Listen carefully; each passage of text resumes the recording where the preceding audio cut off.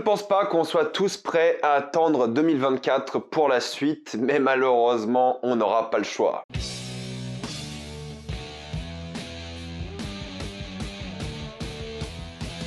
House of the Dragon, épisode 10. Contrairement à d'habitude, il n'y aura que des spoilers dans cette vidéo, donc si vous n'avez pas vu l'intégralité de la première saison de House of the Dragon, ne regardez pas cette vidéo. C'est officiel, ils vont commencer le tournage de la saison 2 en début 2023, donc de janvier à mars 2023. Ça va prendre quoi, entre 6 mois à 1 an maximum, donc je m'attends à voir la saison 2 de House of the Dragon au plus tôt en été 2024, voire fin du printemps. On est quand même sur 1 an et demi d'attente minimum d'après moi. Avant d'enfin faire la critique, j'aimerais remercier le partenaire officiel de celle-ci, c'est VPN et ses 38 millions d'utilisateurs et presque 5 sur 5 sur Trustpilot. L'intégralité de la série est enfin sortie et le meilleur moyen de la regarder, c'est non pas sur OCS qui ne propose pas la 4K ou l'HDR, mais sur HBO Max. Il y en a plein en Europe, des pays qui ont HBO Max, la Roumanie par exemple, et vous serez en bien plus grande qualité 4K HDR pour le plus grand plaisir de vos yeux. Mais il y a aussi plein d'autres films qui sont disponibles sur Disney+ depuis longtemps, comme par exemple Les Éternels, qui est un film sous-côté Marvel, qui vient tout juste d'arriver en France, mais sur Canal+, même pas sur Disney+.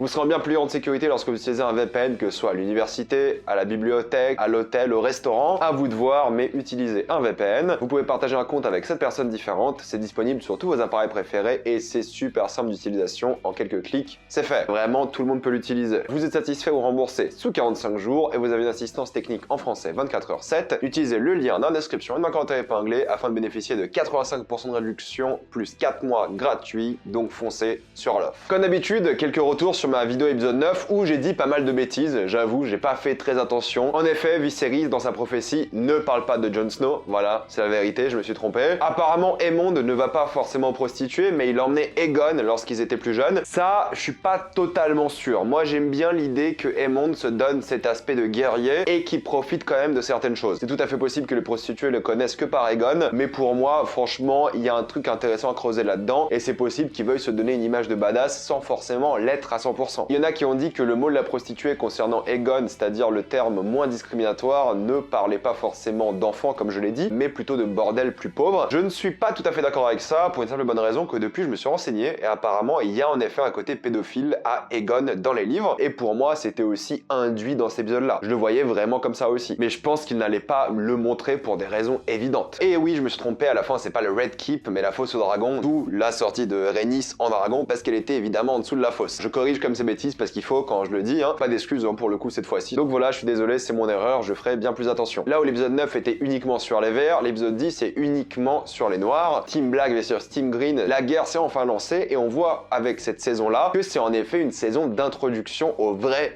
événements de la série, la danse des dragons, la guerre entre les verts et les noirs. Honnêtement, cet épisode-là, j'ai l'impression qu'il a duré 5 minutes alors qu'il a duré 1 heure. Je n'ai pas vu le temps passer. Quand l'épisode était fini, j'étais surpris à quel point il est passé vite. J'étais vraiment étonné. C'était clairement une scène de fin géniale, mais juste elle est arrivée tellement tôt, mais non, en fait c'était 1 heure comme d'habitude. Donc j'étais vraiment surpris parce que l'épisode était tellement divertissant, je trouve. Il racontait tellement de choses et en effet c'est le début de la guerre. Mais avant, j'aimerais quand même dire un mot sur l'acting de tout le monde. Vraiment, ils ont tous été spectaculaires. Rhaenyra, pour moi, clairement, elle vole le show. Elle a vécu des choses horribles et j'adore son personnage, on en parlera plus après. Mais l'actrice Emma Darcy est phénoménale. Le jeune qui joue Lucerys, pour le coup, je trouve très bon aussi. On voit qu'il se chiait dessus durant cet épisode et je peux comprendre pourquoi. Il était terrifié, il jouait super bien. Et évidemment, Matt Damon, bon, il n'y a plus besoin d'en parler, il est vraiment exceptionnel. Je suis plus que content, voilà. En termes d'acting, cette série est quand même du très très haut niveau, je trouve. Tout le monde dans la série a été phénoménal. J'aime beaucoup les séries qui prennent le temps de laisser les acteurs jouer et qui leur donnent des choses dramatiques à jouer où on peut voir leur talent. Et là, c'est clairement le cas avec tous les acteurs de la série, j'ai adoré. Je pense pas qu'il y aura une critique de la série parce que voilà, j'en ai fait 10 épisodes dessus déjà, mais il y aura une vidéo comparative avec Le Seigneur des Anneaux, une sorte de duel, et donc ça va être considéré un peu comme une critique, je pense, pour beaucoup, parce que je vais comparer plein d'éléments et donc critiquer les éléments des deux séries. Je pense que ça arrivera dans 2 jours. Mais cet épisode-là avait une tension de fou. C'était vraiment le calme avant la tempête. Encore une fois, c'est clairement la préparation de la guerre et j'ai adoré. Et on le voit déjà parce qu'on parle beaucoup de stratégie, de campagne militaire et j'adore la carte qu'ils ont. La carte de guerre qui s'illumine, tu vois que c'est fait pour de vrai et elle est vraiment belle. Stannis, il a préféré allumer sa fille lui que la carte, mais bon, il fait ce qu'il veut, hein. Et ce que j'aime, c'est l'argument des dragons. Au fait, les dragons, comme j'ai dit dans cette série auparavant, dans les derniers épisodes et dans les dernières critiques, c'est l'arme nucléaire, en fait, ces dragons. Et on le voit enfin dans cet épisode-là pour de vrai. C'est les dragons qui initient la danse des dragons. Parce que c'est des bêtes féroces, incontrôlables, on en parle après, mais j'aime beaucoup l'argument de Daemon, surtout, on a 13 dragons, je crois, il dit, 12 maintenant, parce que c'est l'argument qu'il utilise en tant que force militaire. Et certes, ils ont maintenant la marine et les dragons, mais ils ont pas les hommes, en fait. Et l'argument pour lui, c'est les dragons, et j'aime beaucoup à quel point les dragons sont importants dans cet épisode-là, et surtout dans cette série, House of the Dragon, en même temps. Mais la mise en scène était géniale, franchement très mélancolique, il y a des plans qui sont vraiment magnifiques, le plan avec le dragon Caraxys de Daemon, le plan sur l'œil de Daemon, le plan avec Vertimor, je crois, ou Vetimor, le plus grand dragon avec Vhagar, on dirait un boss de Dark Souls 3, je suis désolé à la comparaison, hein. Pour moi c'est comme ça que je les vois, magnifique plan aussi, le plan sur l'œil, enfin la tuerie quoi, tellement d'idées originales, tellement de plans forts en symbolisme à chaque épisode, c'est ça une série bien filmée bordel. Non mais il y avait une sorte de mélancolie, de calme, encore une fois dans la tempête, de silence, encore une fois une scène d'accouchement gore et terrifiante et horrible,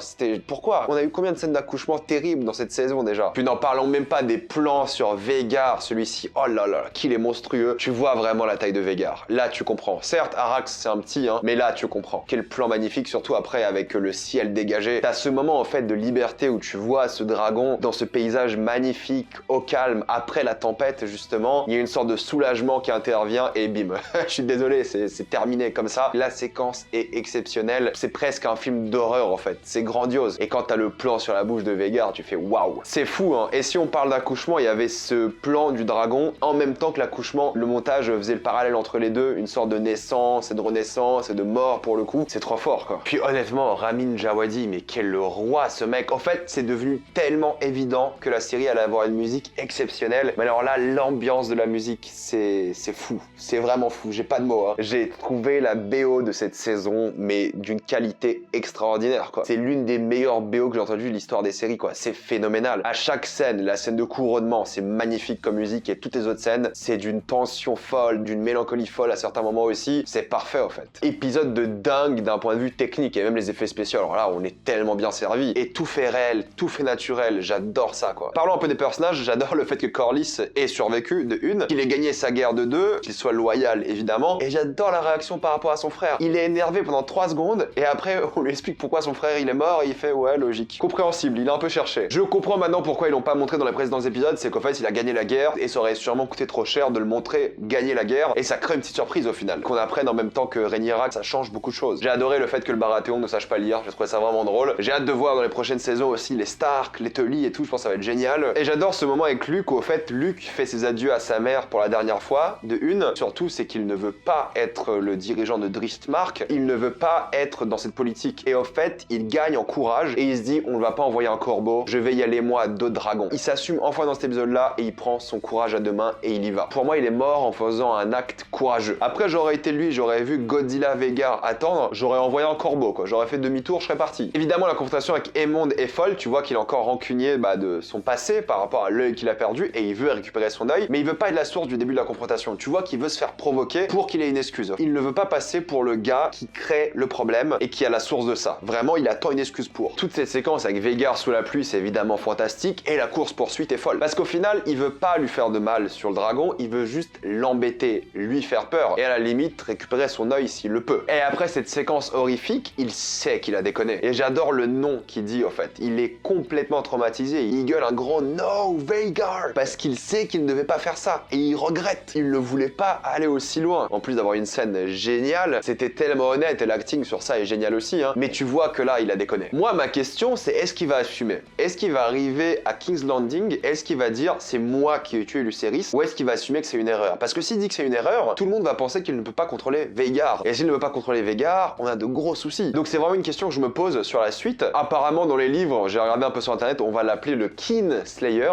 Kin donc famille, et non pas King Slayer. Donc je pense que ce titre va être un peu assumé. Ça va lui donner un style aussi, j'imagine, évidemment. C'est ce qu'il cherche aussi. Hein. Avec son œil en saphir, il a le style, j'avoue. Et ça revient exactement à ce que disait Viserys, même si les dragons et les Targaryens ont un fort lien, ils ne contrôlent pas toujours les dragons. Comme disait Viserys, c'est une illusion. En plus de ça, Vhagar, dans son histoire, était habitué à tuer plein de gens. Donc là, quand il se défend d'Arax, qui est un bien plus petit dragon, qui a pour le coup aussi besoin d'entraînement, hein, il se défend de lui, clairement, là, il veut se venger. C'est son instinct. Et tu peux pas contrôler l'instinct d'un animal. Évidemment, j'aime beaucoup Rhaenyra dans cet épisode-là, la réaction qu'il a par rapport à la mort de Viserys. Évidemment, elle est triste. Faudra m'expliquer pourquoi est-ce que Daemon pense qu'ils nous ont tué Viserys alors qu'il a vu son état au gars. Pour moi, c'est une réaction de colère plus qu'autre chose, plus que de logique. Alors que Daemon, c'est quand même un gars logique. On la voit encore enceinte, la pauvre, ce qu'elle subit, elle a perdu 2 enfants dans cet épisode-là. Tu m'étonnes qu'elle soit énervée. Elle endure des choses tellement horribles, elle perd un enfant puis un deuxième. Vraiment, moi, j'ai hâte de la voir commettre des crimes de guerre, là c'est sûr. Sa réaction à la fin, sans aucun mot, juste l'acting est parfaite. Et vraiment, elle est géniale, ce plan est déjà mythique. Et en plus de ça, moi j'aime beaucoup le fait qu'elle reconsidère un peu la proposition d'Otto. Otto qui vient un peu parler de la légitimité du roi, il considère ça par rapport à la feuille d'Alicent qu'elle lui a donnée quand ils étaient plus jeunes. Ça prouve encore son amitié et tu vois encore une fois qu'Alicent, elle veut pas foutre la merde en fait. Elle veut pas tuer Rhaenyra et c'était une proposition honnête de ne pas la tuer en fait, ce deal. Mais malheureusement, non. Ensuite, on voit aussi Jace qui est clairement motivé par la guerre, mais c'est Daemon. Alors Daemon, il a le barreau, excusez-moi pour l'expression, pour la guerre, parce qu'il veut que ça. Il a déjà tout prévu, il a déjà tout en tête, il veut partir à la guerre. On a 13 dragons, 12, on y va quoi, c'est parti. Et j'aime beaucoup au fait qu'il canalise sa colère dans une stratégie, tu vois qu'il veut y aller. Et c'est aussi un rappel que Daemon est pas parfait, surtout quand il étrangle Rhaenyra. Il veut la guerre plus qu'autre chose, il veut se venger, et il y a beaucoup de gens qui adorent Daemon, et moi aussi, hein. Mais rappelez-vous qu'il est pas aussi